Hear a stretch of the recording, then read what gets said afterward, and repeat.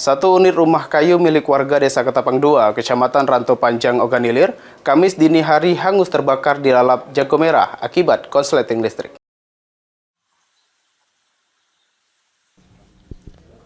Beginilah kondisi satu unit rumah kayu panggung milik M. Nur, petani di Desa Ketapang 2, Kecamatan Ranto Panjang, Kabupaten Ogan Ilir, yang hangus tidak tersisa akibat dilalap si jago merah.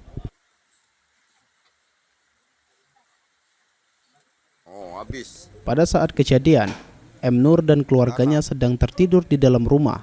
Beruntung saat api membesar, M. Nur dan keluarganya terbangun lalu meminta pertolongan tetangga.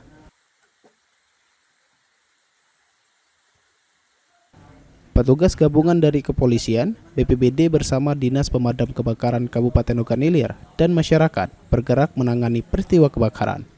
Kepala BPBD Kabupaten Ogan Ilir Edi Rahman menyatakan dari laporan korban di lokasi, diduga sementara api berasal dari salah satu kamar bagian tengah rumah dan dengan cepat membesar hingga membakar seluruh bangunan beserta perabotan rumah tangga di dalamnya.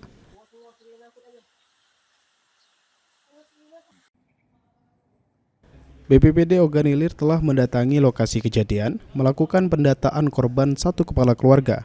Beruntung tidak ada korban jiwa dalam kejadian ini.